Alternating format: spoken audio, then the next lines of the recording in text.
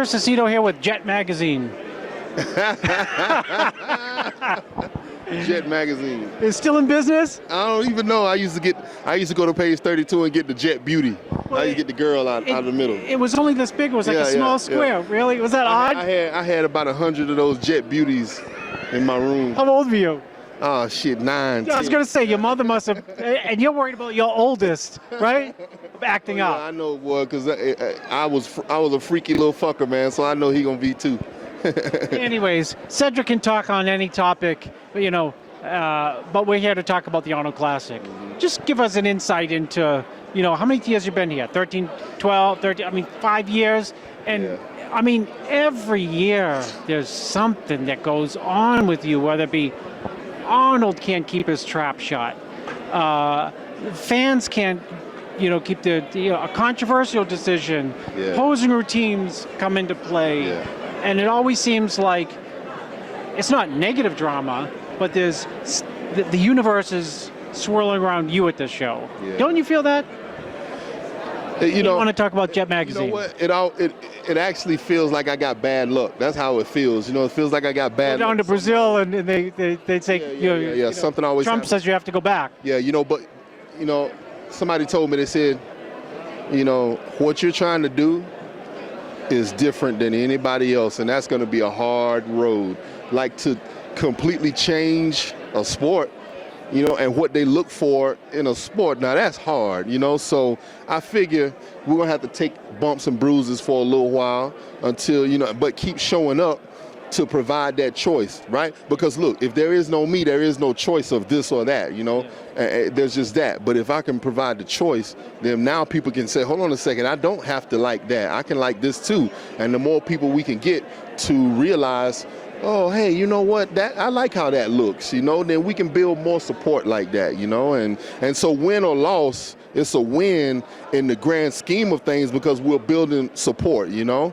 Yeah, and even if we don't, you know, ever win, we can definitely say there's a whole lot of people here that came to see me. Do you think you had any influence? Do you think you had any influence on the classic physique blossoming, or do you think it was just that some physiques, not the guys, not the top guys, but we all know some of the physiques just have a distorted look. There's a lot of distorted bodies around in the pros. Okay. There's a lot of tremendous bodies too.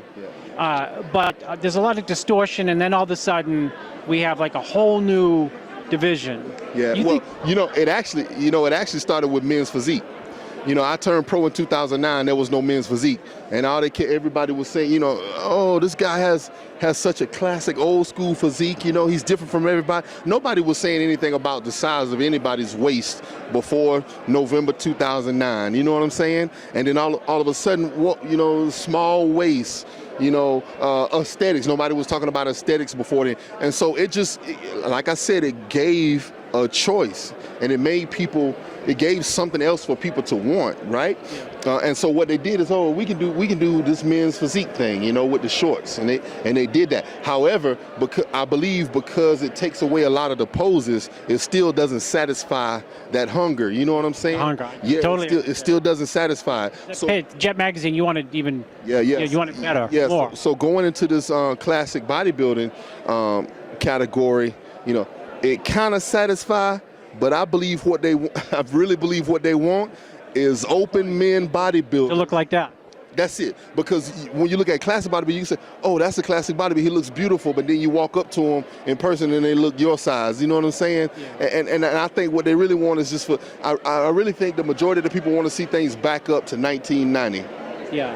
You know, if we can see things back up to 1990 and hold right there where you're big enough, stop trying to be 400 pounds, but everything is still tight. You know, you still got symmetry, still got aesthetics, it's still there, you know? Yeah, I think, you know, once Jay made the comment, he said we, meaning him, Wheeler, Ronnie, Cormier, Mike Francois, he said we all looked about 20 pounds lighter, and we weren't smaller really. We just had more zip to the body, you know, smaller waist, but, you know, but freak is the name of the game at some. And bigger is relevant. Big is relevant, right? Like, how big are you for you? And sometimes it's possible for you to be too big for yourself. You know, like. Outgrow your frame. Hey, we use this analogy. You know, that damn car look real good with some 20-inch rims on it, but that don't mean it'll look better with 24s. You know what I'm saying? Look downright silly. You know what I'm saying? And so I think what we have to do is not, nobody should be over 300 pounds. No. What you just need to do is make sure you got a good balanced physique. We need to first of all stop and redefine. And first, we need to remember what the definition of aesthetics was, okay? Yeah, and we need to redefine that in modern terms. What is aesthetics? Because people think aesthetics is a small waist. You're talking art now, dude. This is going right over people's heads. Because you'll see a kid on Instagram that do a vacuum pose and he says aesthetics. Yeah. That ain't fucking aesthetics. You know what I'm saying? You can do a vacuum pose. Yeah, aesthetics is about how well a complete object comes together. Flow. Yeah. If you got an object that's made of individual pieces, when it comes together, how well does it balance and flow, you know? And that's what aesthetics is about. So look, you might have a guy with 40-inch quads. Well, he can still maintain aesthetics, you know, being 400 pounds because he's got this much more, you know, but when the stomach comes along with it, and look, here's the truth of the matter. People are born with an understanding of what aesthetics is because it's a natural thing. You can look, man. You can see. Where'd you get that from? That's true. Look, you can see somebody walking down the street, and you can see recognize beauty, and they're shaped like this. Yeah. And you see, there you go. Because we know. Remember, Michelangelo had that the man like this and like this. It's in us. It's in our genetics. And then you can see somebody that's off, right? And you say, there's something weird about that person's body. Or that's a little weird. That, you know. So we have it in us already. We just want to ignore it because we want to focus on intensity and how, that's so extreme. That's what we focus on. Instead of saying, hold the hell up. This is beautiful. And this is what it started out being, right? Remember when bodybuilding was so popular and everybody wanted to be a bodybuilder or look like a bodybuilder, everybody wanted muscles, and there was such a big boom, you know, in the fitness industry and all that stuff back in the 50s and 60s. Remember that? Well, guess what? Now everything we're underground. You know what I'm saying? Like, we're underground now. Everybody's scared of us. You know, and why? Because it's a little too much. So what I said I wanted to do, I wanted to make bodybuilding be, you know, I wanted to make it something that people could look up to and be awe-inspired by again. We need to be on TV again. And not on TV because of the money deal, but on TV because, damn it, people want to see Cedric pose. You know what I'm saying? No, people have a natural attraction for flow and aesthetics and beauty. And I think that's what you're saying. But, you know, lastly, I see here you got all your side tech, your pictures with side tech in the background, and I know they've been in your corner for like 5 years now. Put in a little plug for. Well, you know, I know they send you. You know, they send you all over this earth, right? Yeah. Hey, look, a plug ain't even necessary. Like, you remember when we first started working together, and you remember 14, 20-hour work days.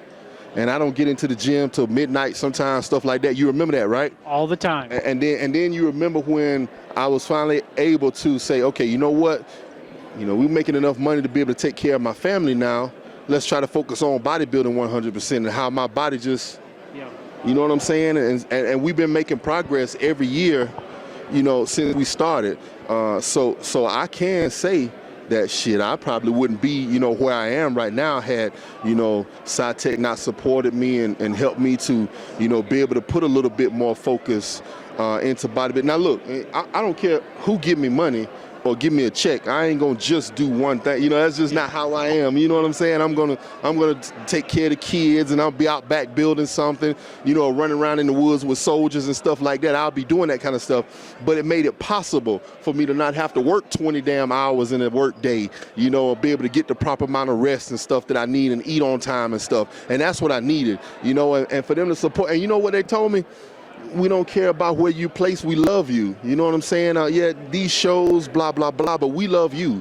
I want you to win, so there. I know, but think about it, though. I care about it. You know how these supplement companies are, you know, and they bring you in. And that's right. I know you have a relationship with them. They're just not, you got a long-term. Because, see, they bring you in and they say, oh, we want your image to be this because this is what's going to help us market our products. And what they said was, Cedric, just, look, I'll say something on the internet or in an interview and I cuss or something or say a nasty joke, and everybody, oh, your sponsor's gonna be pissed, and I'll get a call from my boss. He'll be laughing like hell. They let you be you. Yeah, you know. So that's what I like about it. Yeah. Well, we're 2 days out from the prejudging of the Arnold Classic, and I know your fans are pulling for you. Everyone on RXMuscle, and we can't wait to see what you have to display.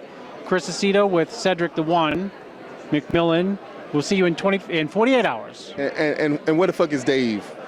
He's on a cheap flight coming in tonight. I hate that son of a bitch.